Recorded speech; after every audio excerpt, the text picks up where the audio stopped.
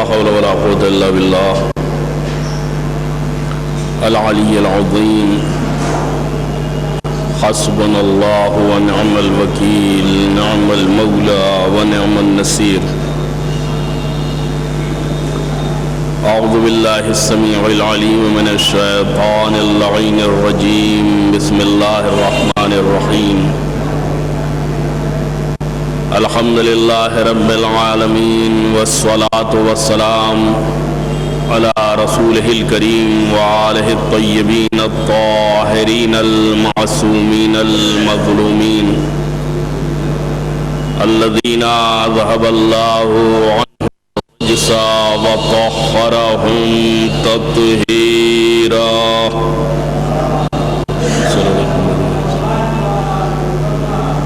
أما بعد فقد قال الإمام علي بن الحسين زين العابدين عليه الصلاة والسلام في دعائه إن أعطيت لم تشب عطاءك بمن وإن منعت لم يكن منعك تعديا.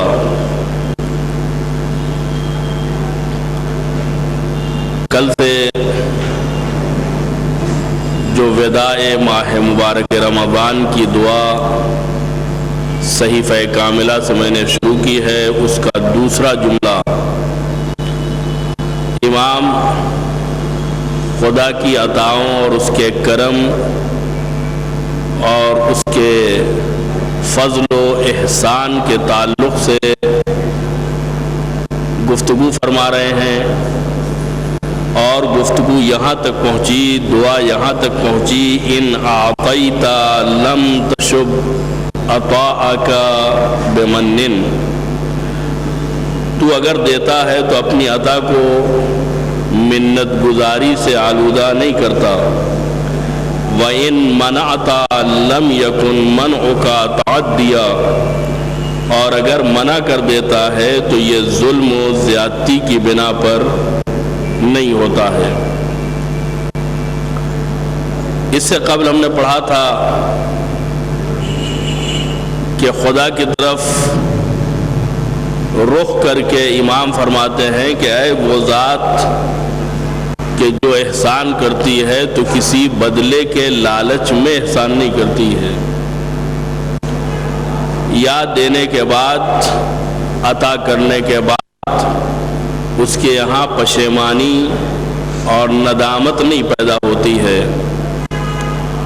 کسی بندے کو اس کے عمل کے مقابلے میں نپات الاجر نہیں دیتا ہے، بلکہ فضل و احسان سے زیادہ ہی دیتا ہے.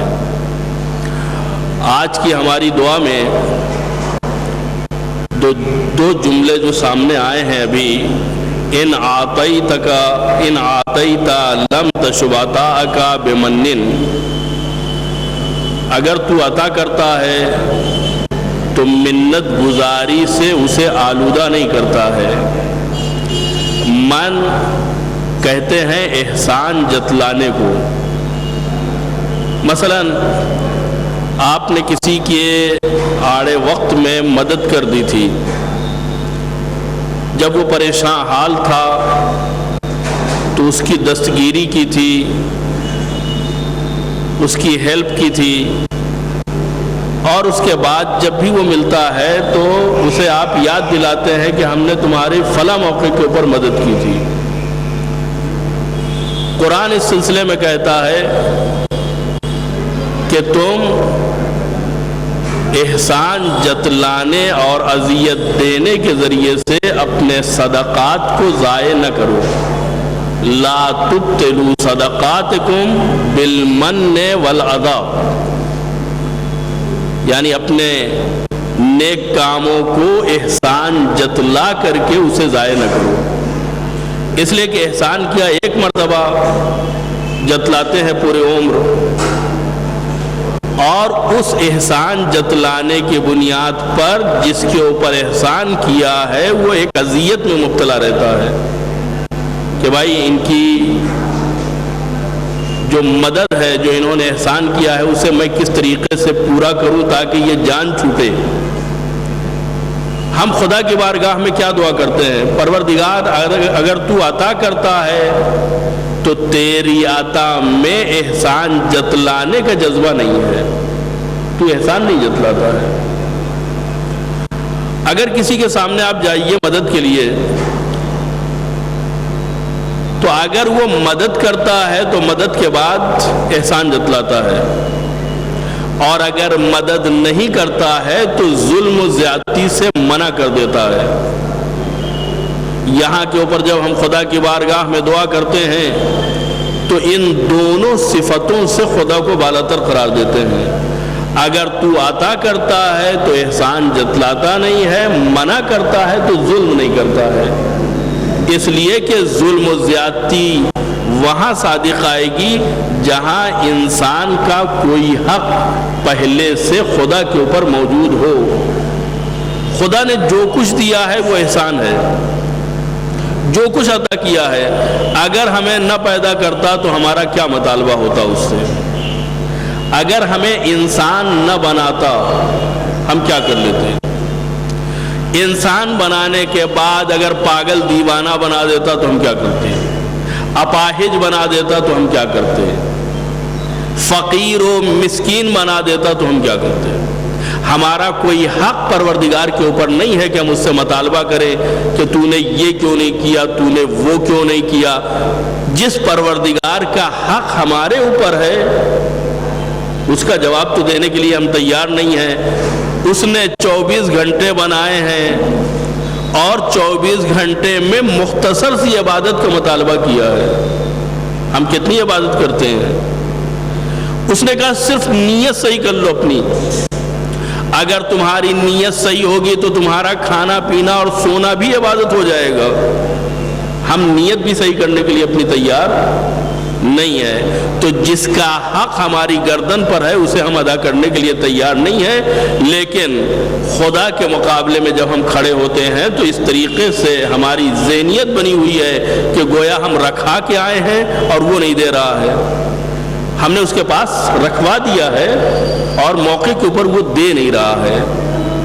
یہ سلوک تو اس کے ساتھ ہوتا ہے جو ہم کسی کے پاس اپنا کچھ رکھوا کے آتے ہیں، کوئی امانت ہوتی ہے، کوئی چیز ہوتی ہے جو اس کے پاس ہم رکھے ہوئے ہوتے ہیں، اس سے مطالبہ کرتے ہیں کہ بھائی ہماری چیز دو۔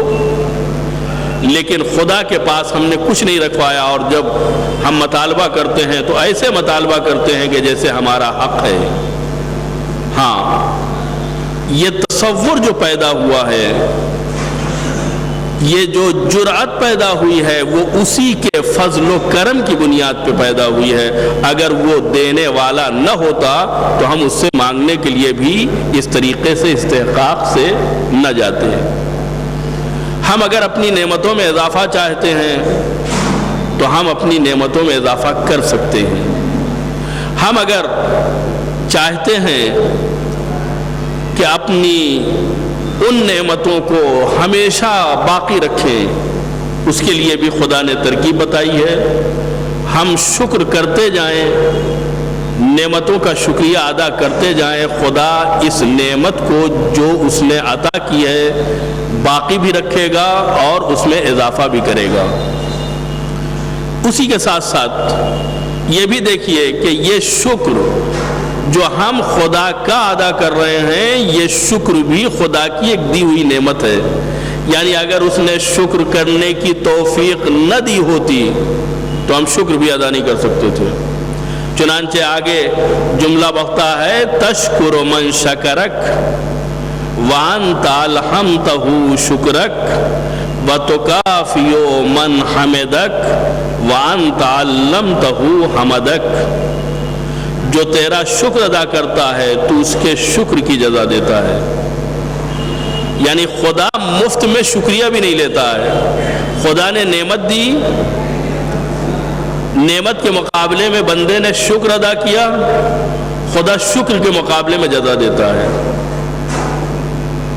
میں پھر سے دوہراؤں کہ خدا نے بندے کو نعمت دی، بندے نے نعمت کے مقابلے میں شکر پروردگار ادا کیا، خدا نے شکر کے مقابلے میں نعمت میں اضافہ کیا۔ اس نے اور شکر کیا، خدا نے اور دیا، بندے نے اور شکر کیا، خدا نے اور دیا۔ تو خدا تمہارا شکریہ بھی مفت میں لینے کے لیے تیار نہیں ہے، وہ ہر شکر کی جزا دیتا ہے۔ ارشاد ہوتا ہے تشکر من شکرک، جو تیرا شکر ادا کرتا ہے تو اس کے شکر کی جزا دیتا ہے، حالانکہ تو ہی نے اس کے دل میں شکر گزاری کا القاء کیا ہے۔ اگر تو نے اسے توفیق نہ دی ہوتی شکر ادا کرنے کی تو اسے توفیق حاصل نہ ہوتی۔ یعنی یہ شکر بھی خدا کی توفیقات میں سے ایک توفیق ہے۔ اس کے بعد فرماتے ہیں وَتُكَافِيُ مَنْ حَمِدَكَ وَأَنْتَ عَلَّمْتَهُ حَمْدَكَ، اور جو تیری حمد کرتا ہے اسے بدلہ دیتا ہے، حالانکہ تو ہی نے اسے حمد کی تعلیم دی ہے۔ یہ حمد ہم کو کہاں سے ملی؟ حمد کرنے کا سلیقہ ہمیں کس نے بتایا؟ تمام تعریفیں اللہ کے لیے ہیں جو عالمین کا پروردگار ہے۔ یہ بات کس نے بتائی؟ خود خدا نے بتائی ہے۔ آپ قرآن پڑھیں، پہلا سورہ جو سورہ حمد قرآن میں پہلا سورہ مذکور ہوا ہے وہ شروع ہی ہوتا ہے الحمدللہ رب العالمین۔ تمام تعریفیں اس اللہ کے لیے ہے جو عالمین کا پروردگار ہے۔ تو یہ حمد کرنے کا سلیقہ اور طریقہ بھی کس نے بتایا ہے؟ خدا نے بتایا ہے۔ ارشاد پروردگار کے مطابق امام فرماتے ہیں اور جو تیری حمد کرتا ہے تو حمد کے مقابلے میں اسے بدلہ دیتا ہے، اسے مزدوری دیتا ہے، اجر دیتا ہے۔ یعنی نہ تیرا شکر مفت کا ہے اور نہ تیری حمد مفت کی ہے۔ اگر بندہ شکر کرتا ہے تو اس کی جزا پاتا ہے، اور اگر حمد کرتا ہے، تعریف بیان کرتا ہے، ثنا بیان کرتا ہے، تنزیہ و تسبیح کرتا ہے تو اس کے عوض میں اسے انعام ملتا ہے، حالانکہ تو ہی نے اسے حمد کی تعلیم دی ہے۔ جب تو نے حمد کی تعلیم دی ہے تو اب یہاں جزا و بدلہ کا کیا مطلب ہوتا ہے؟ لیکن خدا ہر چیز کا بدلہ دیتا ہے۔ اس کے بعد امام فرماتے ہیں تستر علی من لو شئت فضحتہ وتجود علی من لو شئت منعتہ وَكِلَاهُمَا أَهْلٌ مِّنْكَ لِلْفَضِيحَةِ وَالْمَنْعِ۔ خدا کی نعمتوں میں سے ایک نعمت، خدا کی عنایتوں میں سے ایک عنایت ستاری ہے، پردہ پوشی ہے، گناہوں کو چھپانا ہے۔ بندے کے گناہوں کو پردے میں رکھنا ہے۔ تسترو علی من لو شئت فضحتہ، یعنی جس بندے کے گناہوں کو ظاہر کر کے اسے رسوا کر سکتا تھا، تسترو اس کی پردہ داری کرتا ہے۔ بندے نے گناہ کیا ہے اور تو چاہے تو اس کا گناہ تشت ازبام ہو جائے، تیرے ایک ارادے سے وہ دنیا میں رسوا ہو سکتا ہے۔ علی من لو شئت فضحتہ، اگر تو چاہتا تو اسے رسوا کر دیتا۔ وتجود علی من لو شئت منعتہ، اور تو اپنی سخاوت کرتا ہے، اپنا کرم کرتا ہے اس بندے کے اوپر جسے چاہتا تو منع کر دیتا، عطا نہ کرتا۔ بندے کے ہاتھ میں کچھ نہیں ہے، تو اگر بندوں کے گناہوں کو ظاہر کرنا چاہتا تو وہ رسوا ہو جاتا، تو اگر بندوں کے مطالبے کو نہ پورا کرتا تو وہ محروم ہو جاتے، لیکن تو نے نہ گنہگار کو رسوا کیا ہے اور نہ صاحب حاجت کو محروم کیا ہے۔ فرماتے ہیں وَكِلَاهُمَا أَهْلٌ مِّنْكَ لِلْفَضِيحَةِ وَالْمَنْعِ، جبکہ یہ دونوں افراد چاہے وہ گنہگار ہوں اور چاہے حاجت مند اور ضرورت مند ہو، اس بات کے مستحق ہیں کہ انہیں رسوا کیا جائے یا انہیں منع کر دیا جائے۔ اس بات کے مستحق ہونے کے باوجود نہ تو نے گنہگار کو رسوا کیا، ذلیل کیا، اور نہ صاحب حاجت کو تو نے اپنی بارگاہ سے محروم کیا۔ آج کی ہماری اس گفتگو میں جہاں میں نے دوسری تمام نعمتوں کی طرف اشارہ کیا، صرف یہی نعمت کہ خدا نے ہمیں معاشرے اور سوسائٹی میں لائق سلام رکھا ہے، خدا نے ہمیں باعزت رکھا ہے، یہ بہت بڑی بات ہے۔ ہمارے کرتوت لوگوں کے سامنے نہیں آتے ہیں، ہماری خطائیں اور لغزشیں لوگوں کو نہیں پتا ہے، ورنہ رشتہ دار سلام کا جواب دینے کے لیے تیار نہ ہوتے، دوست قریب میں بیٹھنے کے لیے آمادہ نہ ہوتے۔ گناہوں کی کثرت نے ہمارے نام عمل کو اتنا سیاہ اور آلودہ بنا دیا ہے کہ اگر وہ نام عمل لوگوں کے سامنے آ جائے تو لوگ ہمارے تقدس کے جو قائل ہیں انہیں حقیقت معلوم ہو جائے۔ پروردگار نے اپنی ستاریت اور اپنی پردہ پوشی کی صفت سے ہمیں رسوا ہونے سے بچایا ہے، اور اپنے کرم اور اپنی سخاوت کی بنیاد پر ہمیں محروم ہونے سے بچا کے رکھا ہے۔ پرانی امتیں، پرانی قومیں، انبیاء و مرسلین کے ماننے والے اور ان کے زمانے میں زندگی گزارنے والے، بعض روایتوں میں ملتا ہے کہ گھر میں گناہ کرتے تھے، دروازے پہ لکھ جاتا تھا کہ فلاں صاحب نے فلاں گناہ فرمایا ہے، لکھ گیا، لوگوں کو پتہ چل جاتا تھا۔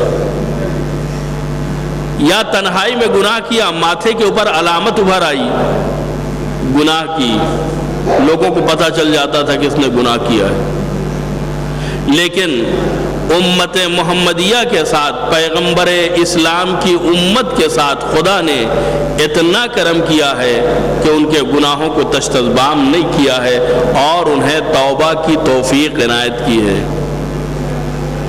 انسان جو گناہوں کی بدبو میں پھنسا ہوا ہے، اگر چاہے تو استغفار کے عطر سے، استغفار کی خوشبو سے اپنے آپ کو معطر کر سکتا ہے۔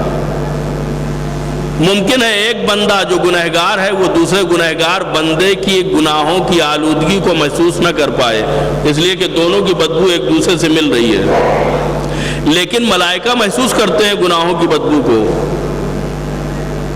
فرشتے محسوس کرتے ہیں گناہوں کی بدبو کو، بدبو کے قریب نہیں آتے ہیں۔ آج کی رات جو پہلی شب قدر ہے، 19ویں شب قدر، جس میں نہ صرف یہ کہ ہم قرآنی عمل انجام دیتے ہیں، رات بھر خدا کی عبادت کرتے ہیں، بلکہ ایک مناسبت اور بھی ہے، اور وہ مناسبت مولا کائنات حضرت علی ابن ابی طالب علیہ السلام کی